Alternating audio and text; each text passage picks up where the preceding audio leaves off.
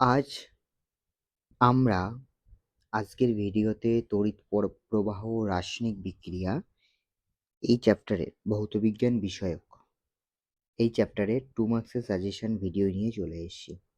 আজকের ভিডিওটা খুবই ইনফরমেটিভ, খুবই গুরুত্বপূর্ণ হতে চলেছে যারা 2027 মাধ্যমিকে এক্সাম দেবে তাদের জন্য, এবং টেস্টের জন্য এই কোশ্চেনগুলো খুবই ইম্পর্টেন্ট। তো চলো শুরু করা যাক আজকের ভিডিও। আজকের ভিডিওটা খুবই ইনফরমেটিভ, তো কেউ স্কিপ করে দেখবে না। তো শুরু করা যাক আজকের প্রথম কোশ্চেন। ফার্স্ট কোশ্চেন, তড়িৎ বিশ্লেষ্য বলতে কি বোঝায়, উদাহরণ দাও।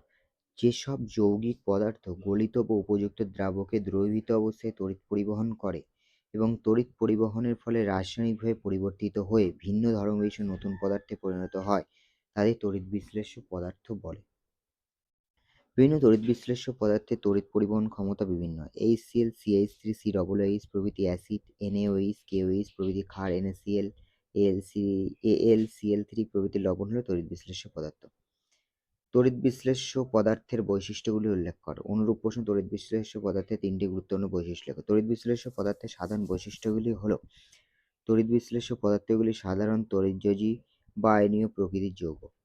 এরা গলিত বা উপযুক্ত দ্রাবকে দ্রবীভূত অবস্থায় আয়নে বিয়োজিত হয় এবং এই আয়নগুলি তড়িৎ পরিবহনের জন্য দায়ী। গলিত বা দ্রবীভূত তড়িৎ বিশ্লেষ্য বিয়োজনে উৎপন্ন আয়নগুলি চলাচলের ফলে তড়িৎ পরিবহন করে এবং তড়িৎ পরিবহনের ফলে রাসায়নিকভাবে পরিবর্তিত হয়ে নতুন পদার্থ উৎপন্ন করে। তড়িৎ বিশ্লেষ্য পদার্থের তড়িৎ পরিবাহিতা তড়িৎ বিশ্লেষের প্রকৃতি, দ্রবণে তড়িৎ বিশ্লেষের গাঢ়ত্ব ও উষ্ণতার উপর নির্ভর করে। তড়িৎদ্বার কাকে বলে? ক্যাথোড ও অ্যানোড কি? তড়িৎদ্বার কাকে বলে? গলিত বা উপযুক্ত দ্রাবকে দ্রবীভূত তড়িৎ বিশ্লেষ্য পদার্থের মধ্যে দুটি সুপরিবাহী ধাতব বা অধাতব পাত বা দ্বন্দ্বের এক প্রান্তে আংশিকভাবে ডুবিয়ে রেখে ওই পাত বা দ্বন্দ্ব দুটির অপর প্রান্ত ব্যাটারির সঙ্গে যুক্ত করলে তড়িৎ বিশ্লেষ্য পদার্থের মধ্যে তড়িতের প্রবাহ ঘটে। উক্ত পাত বা দ্বন্দ্ব দুটিকে তড়িৎদ্বার বলে। যে তড়িৎদ্বারকে ব্যাটারির ঋণাত্মক মেরুর সঙ্গে যুক্ত করা হয় তাকে ক্যাথোড এবং যে তড়িৎদ্বারকে ব্যাটারির ধনাত্মক মেরুর সাথে যুক্ত করা হয় তাকে অ্যানোড বলে। তড়িৎদ্বারে ইলেকট্রন গ্রহণ ও বর্জনের দৃষ্টিকোণ থেকে ক্যাথোড ও অ্যানোডের সংজ্ঞা দাও। অনুরূপ প্রশ্ন, ক্যাথোড ও অ্যানোড তড়িৎদ্বার বলতে কি বোঝায়? কোন তড়িৎদ্বারে বিজারণ, কোন তড়িৎদ্বারে জারণ ঘটে? যে তড়িৎদ্বারে ক্যাটায়নগুলি ইলেকট্রন গ্রহণ করে প্রথম পরমাণু বা মূলকে পরিণত হয় তাকে ক্যাথোড বলে। অপরদিকে যে তড়িৎদ্বারে আয়নগুলি ইলেকট্রন ত্যাগ করে প্রথম পরমাণু মূলকে পরিণত হয় তাকে অ্যানোড বলে। তড়িৎ বিশ্লেষণে ক্যাথোডে বিজারণ ও অ্যানোডে জারণ ঘটে। ক্যাথোড ও অ্যানোডের মধ্যে পার্থক্যগুলি উল্লেখ করো। এই তড়িৎদ্বারটি ব্যাটারির সঙ্গে ঋণাত্মক মেরুর সঙ্গে যুক্ত থাকে। অ্যানোড এই তড়িৎদ্বারটি ব্যাটারির সঙ্গে ধনাত্মক মেরুর সঙ্গে যুক্ত থাকে। ক্যাথোড ক্যাটায়নের তড়িৎ মুক্তি ঘটে। অ্যানোডে অ্যানায়নের তড়িৎ মুক্তি ঘটে। ক্যাথোডে ক্যাটায়নগুলি ক্যাথোডে গিয়ে ইলেকট্রন গ্রহণ করে অর্থাৎ বিজারিত হয়। অ্যানায়নগুলি অ্যানোডে গিয়ে ইলেকট্রন বর্জন করে অর্থাৎ জারিত হয়। পরের কোশ্চেন, পারদ ও অম্লায়িত জলের মধ্যে কোনটি তড়িৎ বিশ্লেষ্য কেন? জলে দ্রাব্য একটি তড়িৎ অবিশ্লেষ্য পদার্থের নাম উল্লেখ করো। পারদ তরল অবস্থায় তড়িৎ পরিবহন করলেও এটি একটি মৌলিক পদার্থ এবং তড়িৎ প্রবাহের ফলে পারদের রাসায়নিক পরিবর্তন ঘটে নতুন পদার্থ উৎপন্ন হয় না, তাই পারদ তড়িৎ বিশ্লেষ্য নয়। কিন্তু অম্লায়িত জলের মধ্যে দিয়ে তড়িৎ প্রবাহের ফলে জল রাসায়নিকভাবে বিশ্লিষ্ট এবং ক্যাথোড হাইড্রোজেন গ্যাস ও অ্যানোডে অক্সিজেন গ্যাস উৎপন্ন হয়, তাই অম্লায়িত জল তড়িৎ বিশ্লেষ্য পদার্থ। জলে দ্রাব্য একটি তড়িৎ তড়িৎ অবিশ্লেষ্য পদার্থ হলো চিনি C12H22O11। তরল হাইড্রোজেন ক্লোরাইড তড়িৎ পরিবহনে সক্ষম নয় কিন্তু গলিত সোডিয়াম ক্লোরাইড তড়িৎ পরিবহনে সক্ষম, ব্যাখ্যা করো। হাইড্রোজেন ক্লোরাইড একটি সমযোজী যৌগ, তাই তরল অবস্থায় HCl অণুগুলি আয়নিত হয় না, অণুরূপে বিরাজ করে। স্বভাবতই তরল হাইড্রোজেন ক্লোরাইড একটি তড়িৎ অবিশ্লেষ্য পদার্থ এবং এটি একটি তড়িৎ পরিবহন করতে পারে না। অপরদিকে সোডিয়াম ক্লোরাইড একটি তড়িৎজয়ী যৌগ এবং গলিত সোডিয়াম ক্লোরাইড অণুর সঙ্গে কোনো অস্তিত্ব নেই। এক্ষেত্রে সোডিয়াম ক্লোরাইড সম্পূর্ণরূপে বিয়োজিত হয়ে Na+ ও Cl- আয়নরূপে বিরাজ করে।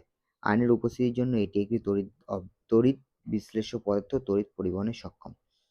অনাদ্র HCl তড়িৎ পরিবহন করে না, কিন্তু HCl জলীয় দ্রবণে তড়িৎ পরিবহন করে কেন? অনুরূপ প্রশ্ন, HCl সমযোজী যৌগ হলে জলীয় দ্রবণ তড়িৎ পরিবহন হয় কেন? CCl4 যৌগটি তড়িৎ অবিশ্লেষ্য নয় কেন? HCl একটি সমযোজী গ্যাসীয় পদার্থ। স্বভাবতই অনার্দ্র HCl তড়িৎ পরিবহন করতে পারে না। তবে জলীয় দ্রবণ HCl অণুর সমযোজী বন্ধন ছিন্ন হয়ে যায় এবং এটি H+ ও Cl- আয়নে বিয়োজিত হয়। HCl + H2O H3O Cl- আয়নের উপস্থিতির জন্য HCl এর জলীয় দ্রবণ তড়িৎ বিশ্লেষ্য রূপে আচরণ করে এবং তড়িৎ পরিবহন করতে পারে। CCl4 যৌগটি সমযোজী, এর ফলে এটি জলীয় দ্রবণে ক্যাটায়ন ও অ্যানায়নে বিয়োজিত হয় না, তাই CCl4 যৌগটি তড়িৎ বিশ্লেষ্য নয়। তরল অ্যামোনিয়া ও তড়িৎ পরিবহন করে না, কিন্তু অ্যামোনিয়ার জলীয় দ্রবণে মৃদু তড়িৎ বিশ্লেষ্য কেন? অ্যামোনিয়া সমযোজী গ্যাসীয় যৌগ। চাপ প্রয়োগে বা শীতল করে গ্যাসীয় অ্যামোনিয়াকে তরলে পরিণত করা হলেও তার মধ্যে কোনো আয়ন না থাকে তরল অবস্থা অ্যামোনিয়া তড়িৎ পরিবহন করে না, কিন্তু জলীয় দ্রবণে অ্যামোনিয়া NH4+OH- আয়ন গঠন করে। NH3+H2NH4+OH-, অ্যামোনিয়া জলীয় দ্রবণে OH- আয়নের উপস্থিতির জন্য মৃদু ক্ষারধর্মী হয়। অ্যামোনিয়া জলীয় দ্রবণে NH4+OH- আয়নের উপস্থিতির জন্য এটি মৃদু তড়িৎ বিশ্লেষ্যের মতো আচরণ করে। ক্লোরোফর্ম, বেনজিন ইত্যাদি যৌগিক তরল পদার্থ তড়িৎ পরিবহন করে না। একটি জৈব যৌগের নাম লেখো যা জলীয় দ্রবণে তড়িৎ পরিবহন করে। তরলে ক্যাটায়ন ও অ্যানায়নের উপস্থিতি থাকলে তবেই ওই তরল তড়িৎ পরিবহন করে। তরল অবস্থায় থাকলে ক্লোরোফর্ম বা বেনজিন সমযোজী যৌগ হওয়ায় ক্যাটায়ন অ্যানায়নে বিয়োজিত হয় না, তাই ক্লোরোফর্ম ও বেনজিন তড়িৎ পরিবহন করে না। অ্যাসিটিক অ্যাসিড CH3CO2H হলো এমন একটি জৈব যৌগ যা জলীয় দ্রবণে তড়িৎ পরিবহন করে। বন্ধুরা,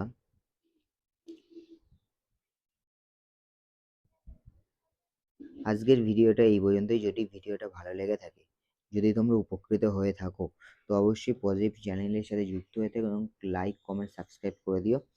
পরের ভিডিওতে আমরা তড়িৎ রাসায়নিক বিক্রিয়ার 2 মার্কসের সেশন পার্ট 2 নিয়ে আরেকটা ভিডিও নিয়ে চলে আসবো। ততদিন পর্যন্ত এইগুলো খুব ভালো করে রেডি করতে পার। সর্বশেষে একটাই বলবো, এগুলো পড়ার সঙ্গে সঙ্গে লেখো। তো দেখা হচ্ছে পরের ভিডিওতে।